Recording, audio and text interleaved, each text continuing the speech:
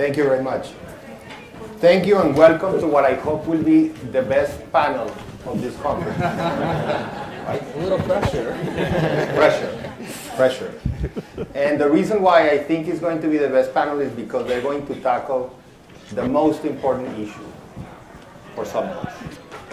If you had asked, if you had looked at the surveys that are held in every Latin American city once a year by Latino Barometer, you find that in every city, in the top 3, there is one common preoccupation for Latin America, in every city in Latin America, and that is crime, violence, and lack of security.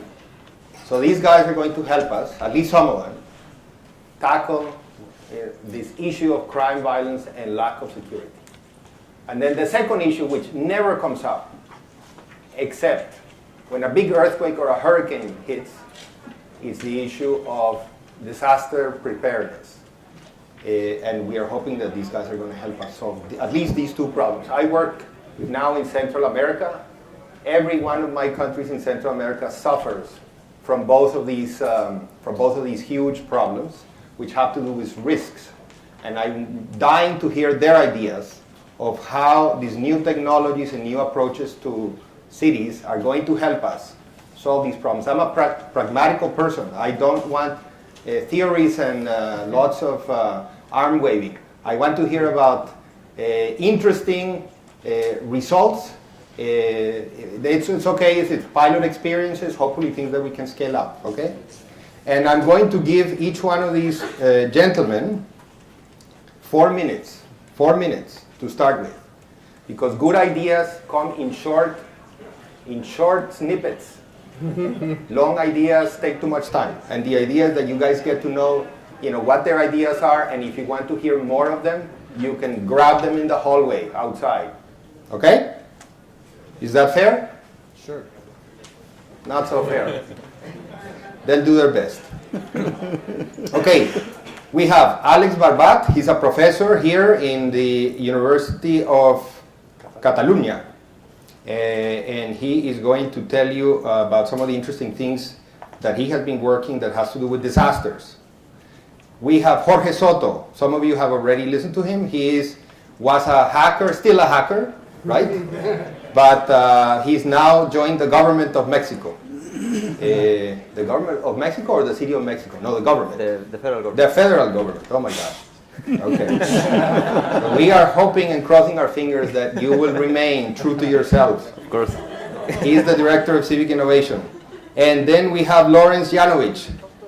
Lawrence is the president of the Mobiles for Development Foundation of the GSMA. That has to do with the Global Association of Telecoms and mobile phones. And finally, we have Edward Anderson from the World Bank. He's a senior innovation policy specialist. So, Alex, you have 4 minutes. Thank you. I think now in the title, in the name of this conference and in the title of this session, and I really consider that a city is not a smart city if it doesn't work in reducing its own risk. So, therefore, I will use my 5 minutes to call your attention about 3 cases of risk reduction in 3 different cities of the world. Actually, my first case is a risk assessment one. And of course, I start with such a case because risk assessment is the first step in necessary for risk reduction, meant to dimension the problem. And I will use exactly Barcelona, the city where we are, to show some an example for a low to moderate seismic hazard area. And we ask ourselves, why does we want to assess risk in a low hazard area? That's because, as you can see here, risk has another component, vulnerability. And vulnerability in Barcelona is rather high, especially due to the typology of the buildings. Here we have some reinforced concrete building with columns and slabs, or some unreinforced masonry buildings, overbuilt, recently including. And we calculated risk by using the Capra platform, the well-known Capra platform, and funded by the World Bank, among others.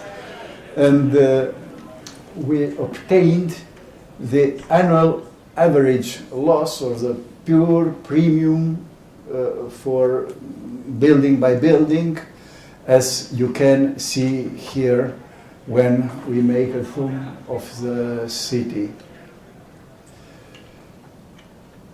Second case which I wanted to comment is that of Bogota, where seismic risk reduction has been performed via rehabilitation of schools. More than 200 schools have been reinforced in Bogota. Here you can see an example, and this initiative had an enormous impact in the city. And to go now toward the end of my minutes, I want to speak about a special case. It's a case of Manizales in Colombia, where an integral risk management or comprehensive risk management system has been developed in a multi-hazard condition. Manizales can be threatened by different hazards. So, when an earthquake occurs, accelerometers record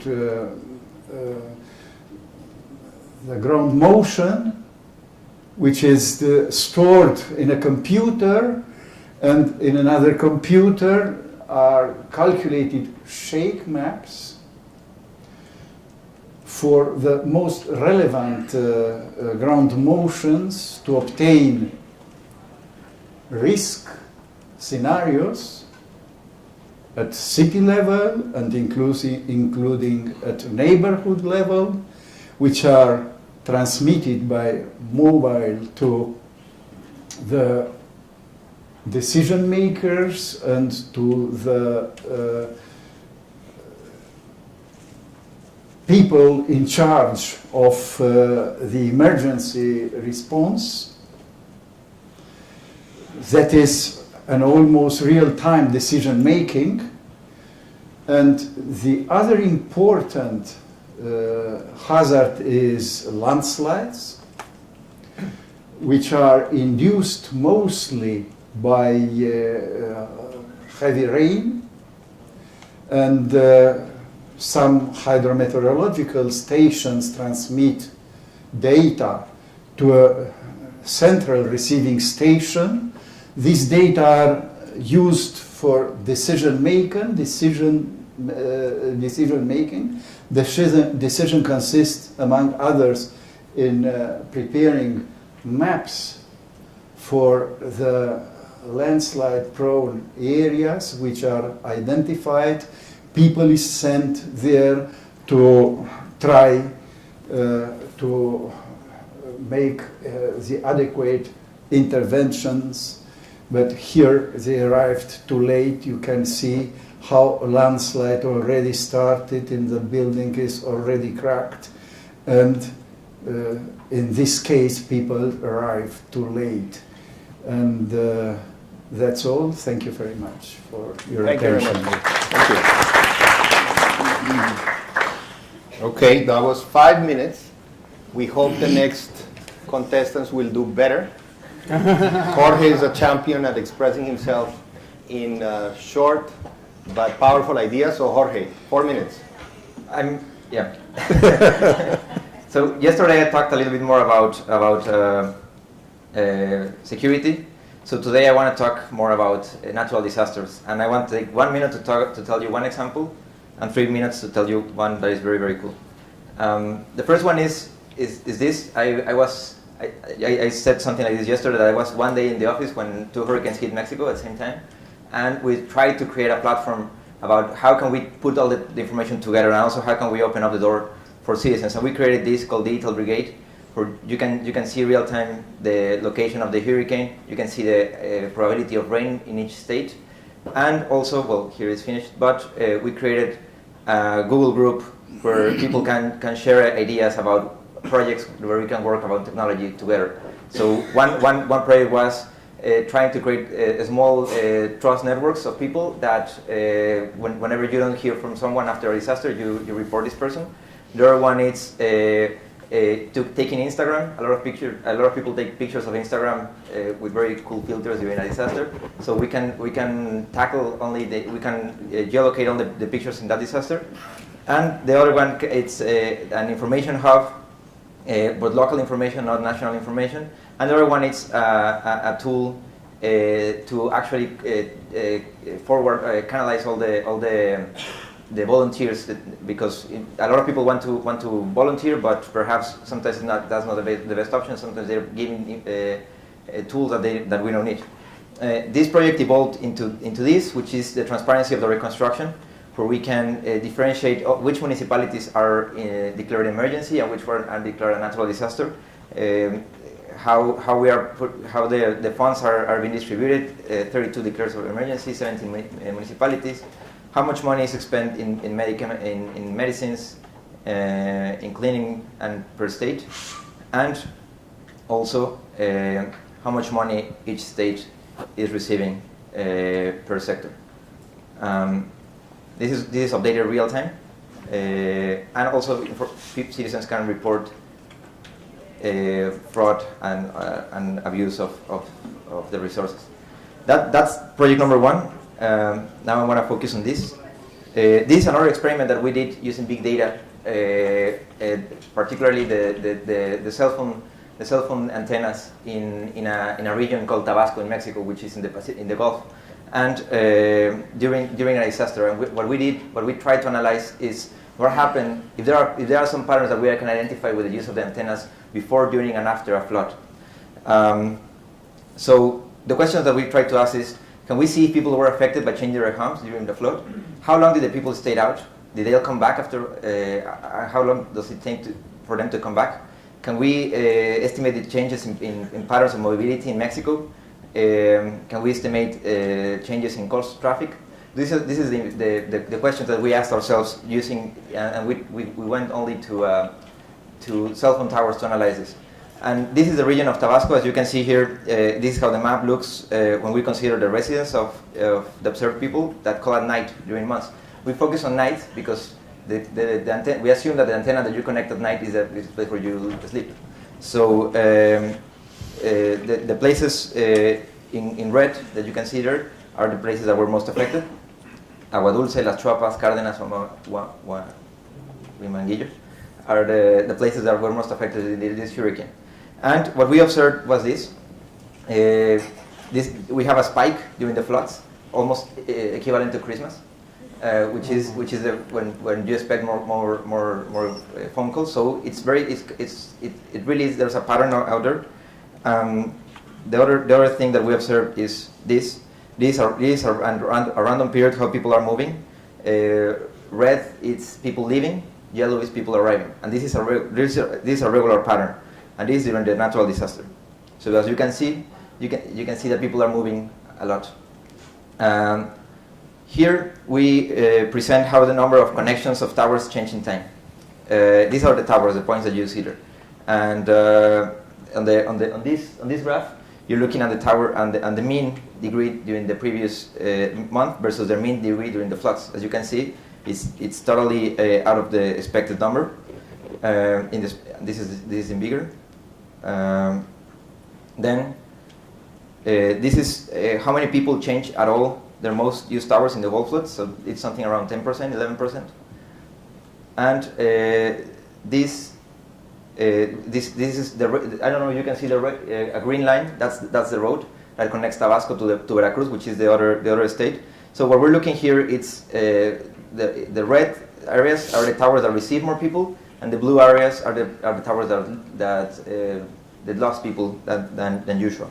So as you can see, the road is between Tabasco and Veracruz is the place where much large amounts of people were migrating from Tabasco to Veracruz. And here we see the detail from where people, comparing the two maps, where people displaced involving the mentioned towers. Red means leave, yellow means arrived. And this is a close-up, also in another region. And finally here, we analyzing who changed residence. So in this figure, we see that only analyzing where they connect at night to the same phone antenna, we see that 30% of the users displays more than 10 kilometers of the regular antenna, and 3% displays more than 100 kilometers. And how much time do they take them to come back? We see that more than 60% of users return in the first week, and something around 8% of people take more than 1 month to come back. This information is only with the cell phone antennas, analyzing all the regular patterns that already exist. So thanks to this, we are able now to make better decisions about which roads should be opened up first, where should we put the shelters, and which populations should we target. Because also with, I didn't show you this, but also with the cell phone usage, we can also predict the socioeconomic level of a person depending on how they use their cell phone. Thank you. Thank you. Thank you, Jorge. Okay, 5 minutes, so we have a tie. Okay. So far, I'm sure that, who's next? Lawrence is going to beat the 5-minute mark set by the previous speakers. I hope. Good. Thank you so much. Well, I think it's a good segue into what I was going to discuss, because what Jorge and Alex were talking about are some tremendous innovations that have been possible to the rapid acceleration of mobile globally. But in the face of disasters, very often the mobile networks are not up and running. And so the key question that I'd like to talk about is how you, as government officials, can collaborate with the mobile industry, relief agencies, and others to plan ahead for this eventuality. So let me explain. I'm the head of the GSMA Foundation. The GSM is the technical standard that networks most of the mobile world's phone subscribers. There are 3.5 billion subscribers now globally, and most of those are coming out of the developing world. 4 out of 5 new subscriptions are coming from the developing world. The GSMA is an association that brings the mobile industry together around different collaborative initiatives. In fact, just by a chance, we convened 70,000 mobile executives here in this building in February, once a year, which is a very exciting time for the industry to come together. So I think the first point that has to be made is that I myself was in Sandy, the storm that hit New York City. And the first thing you reach for is your phone when you're in the face of danger. And so what we're seeing in communities all over the world, the Philippines now, that if you don't have access to connectivity, you're very vulnerable. And people want it fast. So this picture on the left is a picture of Haitians after the earthquake in Haiti, where they're desperate to charge their phones. Mm-hmm. And yet you see this somewhat of a mirror image in Manhattan on the right, where I had friends who, the only way we knew where they were is they would post to Facebook, because they wanted to, and they were lower Manhattan, they wanted to make sure they preserved the energy on their phone because they didn't have access to electricity.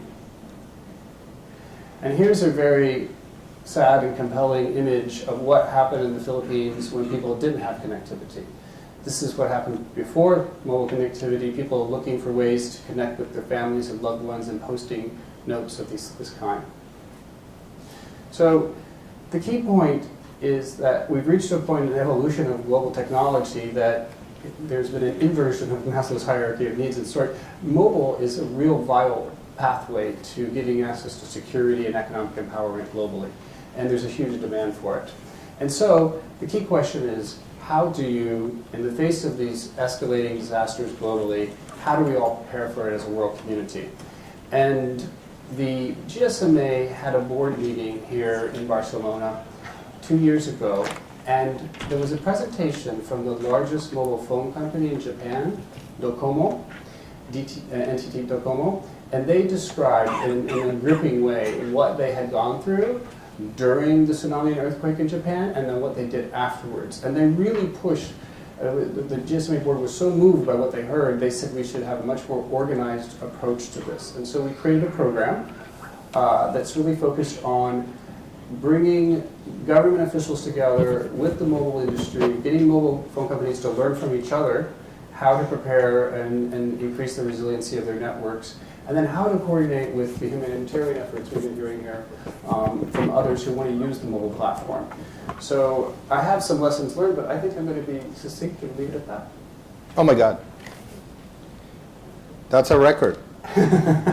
3 minutes and a half. Congratulations, you're in the lead. Thank you. Thank you. Very good. He's from the mobile industry. He's worked with them. He knows the importance of being brief and concise. Yes. Edward, your turn. Thank you. So I'd really like to sort of try and bring this together, what we've heard today, because I think there are some interesting applications here that cities look at in terms of open data about the risks. My background is in sort of risk assessment originally, and what Alex was presenting, to get to those shake maps, to get to that convolution of data sets between hazards and exposure, the first challenge is really opening them up, making them compatible. So how does a city sort of go about embracing this open data and getting started? But then you also see that interacting with citizens is really important, getting feedback from them and getting the data out to them. So how do you make these mobile apps and use that ecosystem, this new channel that Lawrence just talked about? So I want to talk a little bit about how we start building and doing. Why? Because disasters are a really big problem. I mean, Felipe said it in the region. People don't appreciate it until there's a disaster. But the losses really are very, very big numbers, and they're getting worse and worse.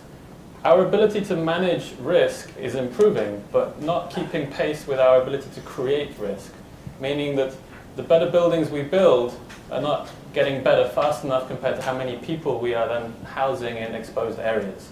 So this vulnerability and exposure is increasing, even if we're getting better at responding and managing. And climate change is just going to make things worse. So there's lots of things that we heard about that ICT can do for the risk evaluation, risk management cycle. And it's not just an intelligent sort of IT system, a quick alert, but it's all the behavior change. The participatory methodologies we've heard about all day, I think can really involve people in sensitizing them on risk information. So they're making their own informed decision. It can educate them on how to reduce their own risk. And you can use game mechanics or gamification to do this, or you can use serious games to teach kids at school, and you see a lot of sort of tsunami early warning preparedness aimed at 6-year-olds at schools. But all of the data, getting the data out, getting it linked, getting it reusable, and the social networks, which are where people communicate today. So recognizing this, how do we sort of embrace these methodologies? And I think the key role for the city is the city doesn't need to do everything. We've heard that a few times. It's this notion of city as a platform. But it really is the central actor in defining certain things. So the participatory methodologies can really help people start to figure out what is the key service, the key data set, the key good that communities need in order to help themselves at a time of risk. We often see that cities think they're in charge and think they're authority, but when a crisis that overwhelms them occurs, self-organizing groups materialize and they will try to help themselves. And how can cities take advantage of this and empower them in those moments? So these are some of the slides you've probably seen before about the co-creation events, having these tech camps or unconferences, thinking through problem statements. Because to me, that's the core of developing any new service in a co-created way, and really breaking it down through these design thinking methodologies. So a lot of very participatory workshops right from the beginning with the tech community, asking the what ifs, asking those questions between atypical partners. And then of course the events themselves, and these can be a series of sprints, hacks. They don't have to be software, they can be hardware, they can be co-creation, they can be challenges. But it's really about building teams and coalitions around those problem statements that have been defined and been set forth. And some problem statement might be just locating your fleet of emergency vehicles, or it might be which shelters are open during a hurricane for people to go to. And different communities, the shelters can be the churches, they can be the schools. It really is very context specific. So we've tried this system in other sectors. In my last 2 minutes, I want to say that this notion of the hackathons, the World Bank has really sort of internalized it. 2 or 3 years ago, we had to call them codathons because our management thought that hacking was illegal. We've now accepted the word hackathon, perhaps a bit too much, because I think hackathon outside of the bank is still very much an event-centric activity. And what we've really tried to do is make it a process, a year-long thing where the focus is on the problem statement. So Chris Vian mentioned yesterday that 90% of our effort in water and sanitation went into problem statements. That's not an exaggeration. It really is a very difficult thing to do, but we felt that very few institutions can do that, to really define that nexus between the public and private action, the need statement, to co-create. And that's really difficult to convene around. Many, many hackathons lack very tangible, very practical, very granular problem statements that are actionable, that are really owned. So this map is the website of the Sanitation Hackathon that's really actually a marketplace. The black pins are problem statements that were submitted by municipalities, by projects, by service providers, in this case around waste collection, sanitation, trash collection, sewage, hand washing, open defecation, big serious issues, particularly in the developing countries. And the red dots are cities that signed up to hold events that would convene people around these problem statements. The key message is this was not really about creating an app in a few weeks. It was about creating engaged communities around the problem statements the city really cares about. How can it attract innovators they've never heard of, with ideas they've never thought of, to really focus on their core problem and bring in a mobile app or a visualization and really get that ball rolling. The next thing we really focused on is, you see on the top tabs, there's problems, but there's also projects, and then there's apps and events. So we're really trying to embed this into a hierarchy of maturity for the application, so that developers wouldn't reinvent from scratch, but you could actually relate your problem to an existing app and say, hey, I really like that shape map from Manizales. How can I get it in my city with this data? So that becomes a problem statement. And then developers are no longer trying to create the whole shape map software from scratch. They're looking what exists, maybe there's some open source, so they reuse it.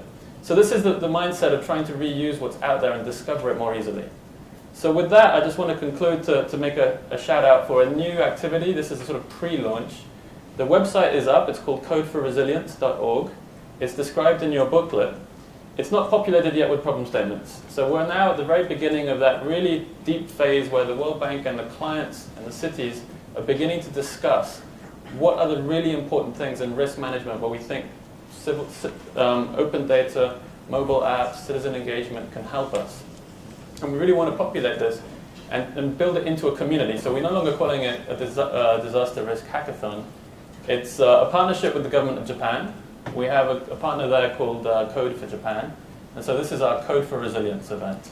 The events are programmed to start happening in February, March, which means we're really looking for problem statements already now through the end of 2013 and building up that body. So I invite all of you who are interested to go and reach out to your developer communities in your cities. Reach out to your experts, begin to think about it, and if you're interested in holding an event, you can either write to me or express interest through the site. And we'll be putting together a coalition of cities. It's worldwide.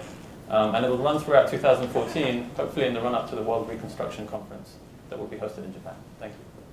Thank you. Thank you very much. Okay, so we had a lot of pressure on the speakers to give you a chance. Now it's where the real fun begins, to ask, to grill them, to make comments. The only one rule is anybody can participate, but be brief. At most 30 seconds. You know, question or brief comment. Please don't give us a very long statement. Because I am the moderator, I get to ask the first question. That's why they pay me the big money. So, we have $10 million. Imagine we have $10 million to give you, any one of you, who has the best idea to bring to a city for a quick win. Either on disasters or, I wish you guys would also say something about crime and violence, because a big thing is what's in the mind of most of the cities in Latin America, and we need help on this issue.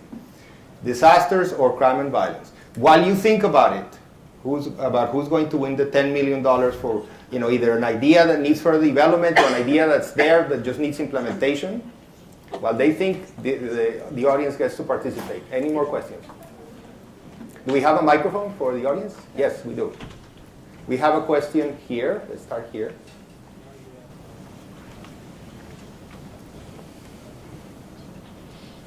From the presentations, we can see a tendency that has been common in disaster risk management. The innovation technology has been addressed mostly to the emergency management, to the response after the disasters. So how can we promote that knowledge and that capacity in the prevention side? And also how we can get the universities that have been working more in the prevention part and the scientific part to contribute to the emergency management. I think there is a gap between those practices, and getting those groups with the municipalities will be and the communities also the winning team to make a good disaster risk management. We have a question here. Yeah, we had disasters in cities, and then it's very difficult for us to finance the disaster after disaster. At the World Bank, do you know the fastest way to get resources? Because it takes so long to access the resources from the World Bank. Is there any short way of accessing resources for disaster? Thank you. Whoa, tough question.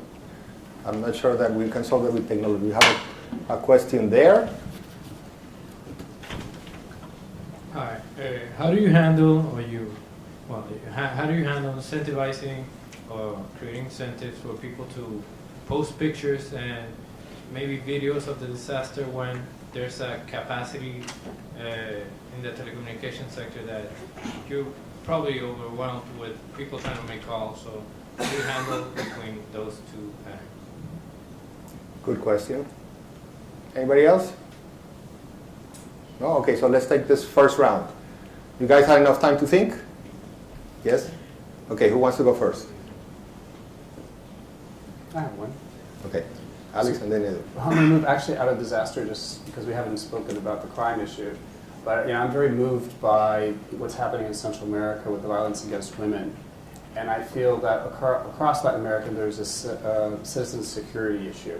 And I do believe mobile phone companies could work more effectively with police officials and others to coordinate better about how to be responsive on this. Great, thank you. Edward. Okay, well, two comments. First on the crime and violence as well. I mean, I didn't mention it, but there was a Central America hackathon against domestic violence. And one of the functions of the hackathon is not really just to create the apps, it's to spotlight specific issues. It convenes communities around those issues, and it does learning on both sides, learning for the civil society about what the government needs are, really, because I think particularly in disasters, people have a misconception that the best good they can do is to volunteer faster response support, when actually, as Anna just mentioned, risk reduction has a much bigger payoff if you can prepare in advance, ex ante. So we're hoping Code for Resilience can also spotlight some of those gaps, and we can sort of show how many apps are being built for better early warning and how many are really needed in better education on preparedness and risk reduction, and sort of drive that conversation. So on the $10 million, my thing would be content. There are lots of apps and lots of good ideas and lots of systems out there, but what I always find is a perennial problem is the data linkages, the access and discoverability. So I would really invest in open data for the cities. I think cities have data, but they're not exploiting it. There's a latent value proposition there that if we could just open it up, a lot of good things will happen, some of which are desperately needed and some of which are unanticipated. Okay, so $10 million for open data. We'll keep that in mind. We'll let the audience decide who gets the $10 million at the end. Jorge. Well, the $10 million idea, I think, is, well, as you, with the example that I showed yesterday and the example that I showed today, we're not asking citizens to report something new. We are just connecting to whatever the citizen is already using. So I think that's the most important part. Not separate civic life from social life. We don't need the citizen to come to us. We need to go where the citizen is already connecting and having this conversation. So I wouldn't think it's adding more information or balance to the network. I think just citizens they want to post their picture of the hurricane on Instagram. So we need to find that picture. The $10 million idea, I think, is to tackle crime in a different view, also using data, and very related to what Edward said. Right now, we're tackling crime. We're identifying where the crime zones, where crime happens the most. But if we have the data, perhaps we can analyze not where the crime happens, but where does the criminals grow up? Where does the jail population grow up? What are the social dynamics in their neighborhoods? How much time does their parent telecommute to work?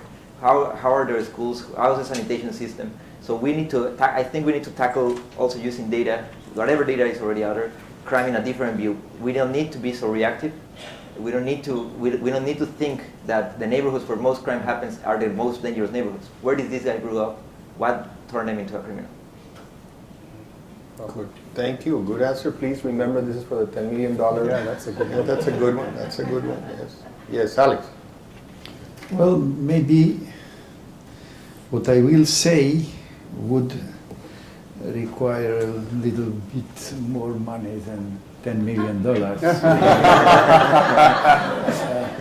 He needs money to respond to the disaster, and you are asking for more than $10 million? The problem is that nowadays, probably the disaster which are killing more people, which are producing more losses, are still natural disasters, which produce huge losses.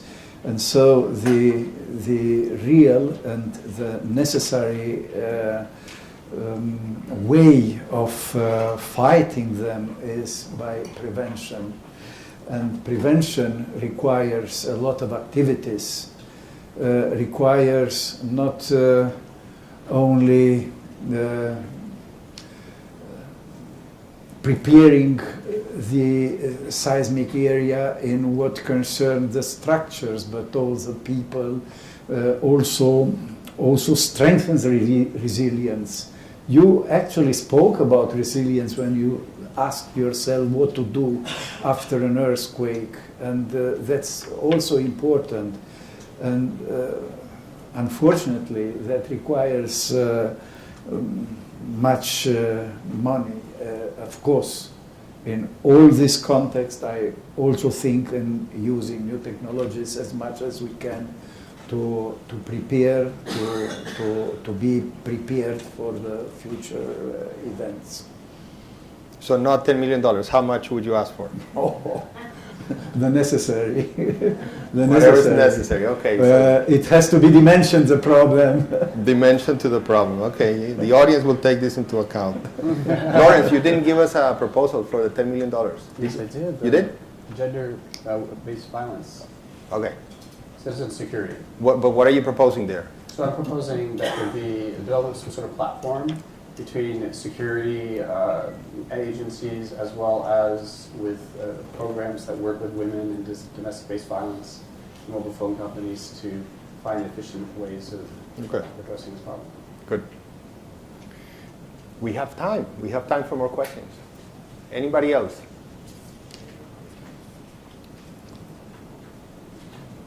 I'm not sure. Did we address your question? I could address the question about the World Bank finance. Okay, keep it. We're going to collect a couple more questions. Hi, I'm Sarah Keener from the World Bank, and my question is on one of the things I think, Jorge, you showed was on how to connect individual households so that after a disaster they can work together more effectively. And I'm just curious to know, because we actually had an event in Washington in February where we brought the mayor of Teresina, Brazil, who talked about this type of thing. But I wanted to know, How do you know how effective that is? Do you know is there any experience on whether or not that actually works, or people actually use it, or who's done more of that than others? One more question? People are still digesting lunch, I think. Okay. Would you? Just to address the comment on the World Bank support for disasters. The World Bank does not engage in disaster relief directly. We're not a relief agency, but we do, of course, support damage assessments and economic recovery and physical reconstruction. So there are small funds available immediately upon request to support with relief, but we will not be engaged with that directly. Once the relief effort is over, the bank can do this damage assessment. They have a damage and loss methodology. So they look at all the sectors, because very often there are many sectors where the damages are underestimated, and it's not built into the recovery plan. And so to support with that reconstruction, there is a special policy that allows us to process projects a little bit faster. So it's a rapid response emergency operation. But again, it does take a matter of months. It won't be weeks. But that is really to design the recovery. So there is this sort of risk financing activity where the bank can support countries to have what we call risk transfer, this liquidity immediately post-disaster. So they can respond themselves, because the first responder is always the local people. And then it's the local government, and then the central government, and then the international community. So I think it's important for cities to really look to themselves as the first responder, but they're not alone. I mean, we will arrive sooner or later. So it's a financing strategy that gives that liquidity for several weeks or a month until the recovery funds arrive. And that's something we can help cities and governments with in planning for. I'm going to take off my hat as moderator and add one point as World Bank staff here. As World Bank staff, we have another instrument called the Catastrophe Deferred Drawdown Option, which most countries that are clients of the bank can have access to. It's a loan that is for right after the disaster. As soon as the country issues its a national declaration of disaster, the money is issued. So it's a loan that's pre-approved. It could be several years before, and the money sits there. It's a line of credit. The country actually doesn't have to pay interest on it until a disaster and the money is disbursed.